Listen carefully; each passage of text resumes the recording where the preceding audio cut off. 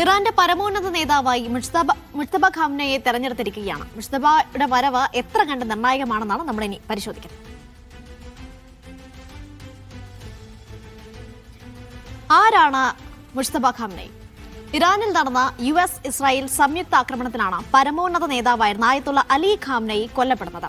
അദ്ദേഹത്തിന്റെ പിൻഗാമിയായി ആര് വരും എന്ന ചോദ്യത്തിനുള്ള മറുപടിയാണ് മുജ്തബ ഖാംനെ. രാജ്യം വലിയ പ്രതിസന്ധിയിലൂടെ കടന്നു പോകുന്ന ഘട്ടത്തിലാണ് സ്ഥാനമാറ്റം. അതായത് മുജ്തബയ്ക്ക് മുന്നിലുള്ളത് ഒരു വലിയ ദൌത്യമാണ്. 1979 ഇറാൻ വിപ്ലവ കാലഘട്ടത്തിൽ തന്നെ പാരമ്പര്യ കൈമാറ്റത്തിന് ഒരു മാറ്റം വന്നിരുന്നു. പക്ഷേ ഇപ്പോഴത്തെ പ്രത്യേക സാഹചര്യം പരിഗണിച്ചാണ് 56-കാരനായ മുജ്തബയെ ചുമതല ഏൽപ്പിച്ചിരിക്കുന്നത്. ഇറാൻ പ്രസിഡന്റ് മസൂദ് പെസഷ്കിയാനും ഒപ്പം സുപ്രീം കൌൺസിലും സൈന്യവും ഒക്കെ മുജ്തബയ്ക്ക് പിന്തുണ പ്രഖ്യാപിച്ചിട്ടുണ്ട്. അലി റേസ അറാഫി, ഹസൻ ഖാംനയി ഉൾപ്പെടെയുള്ള പ്രമുഖരെ മറികടന്നാണ് മുജ്തബ ഈ സ്ഥാനത്തേക്ക് തെരഞ്ഞെടുക്കപ്പെട്ടിട്ടുള്ളത്. ഇറാന്റെ ചരിത്രത്തിലെ 3ാമത്തെ പരമോന്നത നേതാവാണ് ഇദ്ദേഹം. ഇറാനിൽ ശക്തമായ സ്വാധീനം. ആയത്തുള്ള അലി ഖാംനയെ പോലെ തന്നെ പതിറ്റാണ്ടുകളായി ഇറാന്റെ അധികാര കേന്ദ്രങ്ങളിൽ ശക്തമായ സ്വാധീനമുള്ളയാളാണ് മുജ്തബ ഖാംനയി. ഇസ്രായേലിനും അമേരിക്കയോടുമുള്ള വിട്ടുവീഴ്ചയില്ലാത്ത നടപടി സ്വീകരിച്ചുകൊണ്ട് തന്നെ അദ്ദേഹത്തിന് അത്രമേൽ സ്വാധീനം ഇറാനിലുണ്ട്. നേരത്തെ സൂചിപ്പിച്ച ഇറാൻ വിപ്ലവകാലത്ത് കേവലം 10 വയസ്സ് മാത്രമായിരുന്നു മുജ്തബയുടെ പ്രായം. 2009 വരെ ഇറാൻ രാഷ്ട്രീയത്തിൽ പോലും ഇദ്ദേഹം ഉണ്ടായിട്ടില്ല. തെരഞ്ഞെടുപ്പിൽ മത്സരിക്കുകയോ പൊതുജനത്തിന്റെ വോട്ട് തേടുകയോ പോലും ഇതുവരെ ചെയ്തിട്ടുമില്ല. സർക്കാർ വിരുദ്ധ പ്രക്ഷോഭത്തിലെ ഇടപെടലുകൾ. 2009 ശേഷം ഇറാനിൽ ശക്തമായ സർക്കാർ വിരുദ്ധ പ്രക്ഷോഭം പൊട്ടിപ്പുറപ്പെട്ടിരുന്നു. മഹ്മൂദ് അഹമ്മദി നജാദ് വീണ്ടും പ്രസിഡന്റായി തെരഞ്ഞെടുക്കപ്പെട്ടതിന് പിന്നാലെയായിരുന്നു ഇത്തരത്തിലൊരു പ്രതിഷേധം അവിടെ ഉണ്ടായത്. ഇത് അടിച്ചമർത്താൻ മുജ്തബയും ഉണ്ടായിരുന്നുവെന്നാണ് പല റിപ്പോർട്ടുകളിലും പറയുന്നത്. പിന്നീട് പല കാരണങ്ങൾ കൊണ്ടും നജാദും മുജ്തബയും 2 പക്ഷത്തേക്ക് മാറുകയും ചെയ്തിട്ടുണ്ട് എന്നാണ് ചരിത്രം പറയുന്നത്. ഇറാന്റെ ഇസ്ലാമിക് റവല്യൂഷണറി ഗാർഡ് കോപ്സുമായി മുജ്തബയ്ക്ക് അടുത്ത ബന്ധമുണ്ടായിരുന്നു. അതായത് ഔദ്യോഗിക പദവികളൊന്നും ഇദ്ദേഹം വഹിച്ചിരുന്നില്ല. പക്ഷേ എന്നിട്ടും സുരക്ഷാ രാഷ്ട്രീയ വിഷയങ്ങളിലൊക്കെ മുജ്തബയുടെ വാക്കിന് വലിയ വില ഇറാൻ നൽകിയിരുന്നു എന്ന് സാരം. ഇനി അദ്ദേഹത്തിന്റെ വിദ്യാഭ്യാസ രീതിയെക്കുറിച്ചാണ് പറഞ്ഞു വരുന്നത്. ഷിയ ഇസ്ലാമിക പഠന കേന്ദ്രമായ ഹോമിലാണ് മുജ്തബ തന്റെ ഉപരിപഠനം പൂർത്തിയാക്കിയിട്ടുള്ളത്. 30 വയസ്സ് വരെ ഇസ്ലാമിക് തിയോളജിയിൽ പഠനം നടത്തി. പിന്നീടാണ് അദ്ദേഹം പുരോഹിതനാകുന്നത്.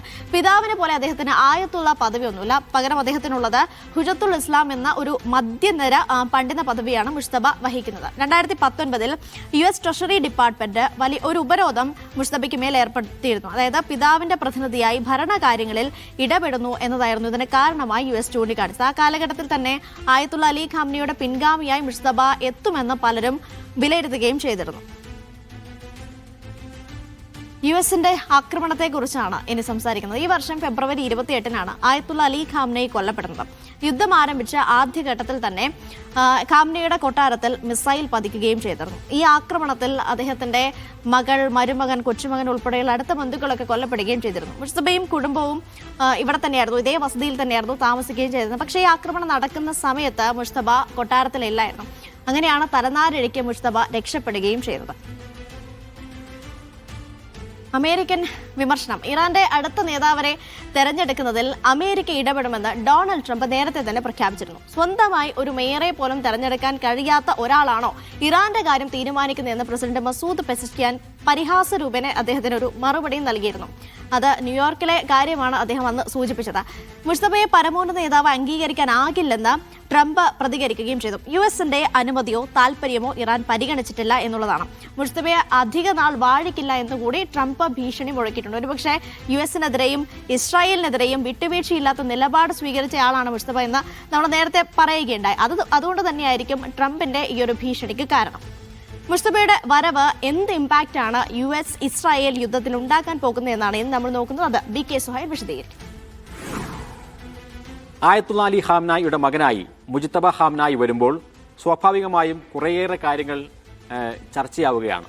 അതിലേറ്റവും പ്രധാനം ഈ ആയത്തുള്ള അലി ഖാംനായിയുടെ അതേ ഹാർഡ് ലൈൻ തന്നെ, അതായത് കർക്കശമായ നിലപാടുകൾ തന്നെ മകൻ തുടരും എന്ന് തന്നെയാണ് എല്ലാവരും പ്രതീക്ഷിക്കുന്നത്. 2 ധാര ഈ ഇറാന്റെ രാഷ്ട്രീയത്തിൽ നമുക്ക് കാണാൻ കഴിയും. ഒന്ന്, സോഫ്റ്റായി കാര്യങ്ങൾ കൈകാര്യം ചെയ്യണം, അമേരിക്കയുമായി സംസാരിക്കണം, അമേരിക്കയുമായി ഒരു ഡീലിലെത്തണം എന്നൊക്കെ വിചാരിക്കുന്ന ഒരു വിഭാഗം. മറുവിഭാഗം അമേരിക്കയുമായി ഇപ്പോഴും വലിയ സംഘർഷത്തിലേക്കും പോരാട്ടത്തിലേക്കുമാണ് പോകേണ്ടത് എന്ന് പറയുന്ന ഒരു വിഭാഗം. ആ പോരാട്ടത്തിന്റെ വിഭാഗത്തെയാണ് ഇപ്പോൾ മുജ്തബ ഖാംനായി പ്രതിനിധാനം ചെയ്യുന്നത്. നമുക്ക് ഖാംനായിയുടെ ഒരു ചരിത്രമെടുത്താൽ ഹാംനായി ഒരു ആയത്തുള്ളയല്ല. ആയത്തുള്ള എന്ന് പറയുന്നത് അവിടെയുള്ള ഇസ്ലാമിക കർമ്മശാസ്ത്രത്തിലും അതേപോലെ തന്നെ മതപാണ്ഡിത്യത്തിലും അഗാധമായ അറിവുകൾ നേടുന്ന പണ്ഡിത നിരയാണ് ആയത്തുള്ള എന്ന് വിളിക്കുന്നത്. ആയത്തുള്ളയല്ല മുജ്തബ ഹാംനായി. അദ്ദേഹത്തിന്റെ ജീവിതത്തിലേക്ക് വരികയാണെങ്കിൽ IRGC ആണ് അദ്ദേഹത്തിന്റെ പ്രധാനപ്പെട്ട ഒരു തട്ടകം എന്ന് പറയുന്നത്, ഇസ്ലാമിക് റവല്യൂഷണറി ഗാർഡ്. ആ വിപ്ലവ സൈന്യം, ആ സൈന്യത്തിലൂടെയാണ് അദ്ദേഹം കടന്നു വരുന്നത്. അതേപോലെ തന്നെ ഇറാഖ് ഇറാനും തമ്മിലുണ്ടായിരുന്ന വാർ, ആ യുദ്ധത്തിൽ പങ്കെടുക്കുന്ന ചരിത്രം അത് മുജ്തബ ഹാംനായിക്കുണ്ട്. അതിനുശേഷം പിന്നീട് കുമ്മിലെ ആത്മീയ കേന്ദ്രത്തിൽ കുറേയേറെ പഠനങ്ങൾ നടത്തുകയും ആ സെമിനാരിയിൽ പങ്കെടുക്കുകയൊക്കെ ചെയ്തിട്ടുണ്ട്. അതിനുശേഷവും ഈ പട്ടാളവുമായി ബന്ധപ്പെട്ടുകൊണ്ടുള്ള പ്രവർത്തനങ്ങളിലാണ് കാര്യമായി മുജ്തബ ഹാംനായി പ്രവർത്തിച്ചിട്ടുള്ളത്. അതുകൊണ്ട് തന്നെ ഏത് ഘട്ടത്തിലും ഈ ഒരു യുദ്ധം മുന്നോട്ട് പോകുമ്പോൾ ഹാംനായി ആ വിഷയത്തിൽ എന്ത് നിലപാടെടുക്കും എന്ന് ചോദിക്കുകയാണെങ്കിൽ സ്വാഭാവികമായും ഈ യുദ്ധത്തിൽ ഹാംനായിക്ക് പലതരത്തിലുള്ള നഷ്ടമുണ്ട്. ഒന്ന്, നേതാവും പിതാവുമായിട്ടുള്ള ആയത്തുള്ള അലി ഹാംനായിയെ നഷ്ടമായി, അതേപോലെ തന്നെ ഉമ്മയെ നഷ്ടമായി, സഹോദരിയെ നഷ്ടമായി, അങ്ങനെ കുടുംബത്തിലുള്ള ബഹുഭൂരിഭാഗം ആളുകളെയും നഷ്ടമാകുന്ന ഒരു സാഹചര്യമുണ്ടായി. അതിന് പകരം വീട്ടണം എന്ന് തന്നെയാണ് മുജ്തബ ഹാംനായിയുടെ നിലപാടുകൾ ഉണ്ടാവുക.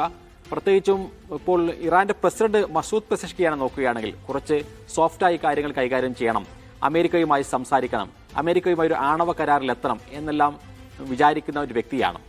പക്ഷേ ആ നിലപാടായിരിക്കില്ല മുജ്തബ ഹാംനായിക്ക് ഉണ്ടാവുക. പ്രത്യേകിച്ചും അഹമ്മദി നജാദിന്റെ ഒരു ഏറ്റവും കാർക്കശ്യത്തോടു കൂടി അമേരിക്കയെ നേരിട്ട ഒരു കാലം നമുക്കറിയാം. മുൻ പ്രസിഡന്റ് ഈ അഹമ്മദി നജാദിയെ ഈ ഭരണതലത്തിലേക്ക് കൊണ്ടുവരുന്നതിൽ ഏറ്റവും നിർണായകമായ പങ്ക് വഹിച്ചിട്ടുള്ള വ്യക്തി, ആ ക്യാമ്പയിൻ നയിച്ചിട്ടുള്ള വ്യക്തിയാണ് മുജ്തബ ഹാംനായി എന്നാണ് വിശേഷിപ്പിക്കപ്പെടാറുള്ളത്. അതേപോലെ തന്നെ പലപ്പോഴും ഇറാനിലെ ഭരണകൂടത്തിനെതിരായി വന്നിട്ടുള്ള വലിയ പോരാട്ടങ്ങൾ അല്ലെങ്കിൽ കലാപങ്ങൾ, അതിനെ അമർച്ച ചെയ്യുന്നതിലും അവർക്ക് ശിക്ഷ നൽകുന്നതിലും നിർണായകമായ തീരുമാനങ്ങൾ എടുക്കുന്നതിൽ മുജ്തബ ഹാംനായിക്ക് വലിയ പങ്കുണ്ട് എന്നുള്ള ആരോപണം ശക്തമാണ്. അതേപോലെ തന്നെ ലോകത്തുള്ള വിവിധ സംഘടനകൾ, പാശ്ചാത്യ ലോകം മുജ്തബ ഹാംനായിക്കെതിരെ ഉപരോധമടക്കം ഏർപ്പെടുത്തുന്ന ഘട്ടങ്ങളും ഉണ്ടായിട്ടുണ്ട്. അങ്ങനെ നോക്കുകയാണെങ്കിൽ, യുദ്ധവുമായി ബന്ധപ്പെട്ട് നോക്കുകയാണെങ്കിൽ വളരെ പെട്ടെന്ന് അവസാനിപ്പിക്കുന്ന ഒരു യുദ്ധം എന്ന തലത്തിലേക്ക് മുജ്തബ ഹാംനായിയുടെ നേതൃത്വം ഒരിക്കലും പോകില്ല. അതുകൊണ്ടാണ് US പ്രസിഡന്റ് ഡൊണാൾഡ് ട്രംപ് പറയുന്നത് അടുത്ത ഒരു ആത്മീയ നേതാവായി, പരമോന്നത നേതാവായി മുജ്തബ ഹാംനായിയെ പറ്റില്ല എന്ന് അമേരിക്ക പറയുകയാണ്. അത് തെരഞ്ഞെടുക്കാനുള്ള അവകാശം ഞങ്ങൾക്കാണ്, എപ്സ്റ്റീൻ ഫയലിന്റെ കാര്യം നോക്കിയാൽ മതി ഡൊണാൾഡ് ട്രംപ് എന്നാണ് ഇറാൻ ഭരണകൂടം പറയുന്നത്. എങ്കിലും അദ്ദേഹത്തെയും വധിക്കും എന്നുള്ളൊരു സൂചന ഇസ്രായേൽ നൽകിയിട്ടുണ്ട്. ഇസ്രായേൽ പ്രധാനമന്ത്രി ബെന്യാമിൻ നെതന്യാഹു പറഞ്ഞത് അടുത്ത നേതാവായി വരുന്ന ആളെയും ഞങ്ങൾ കൊല്ലും എന്നൊക്കെയാണ്.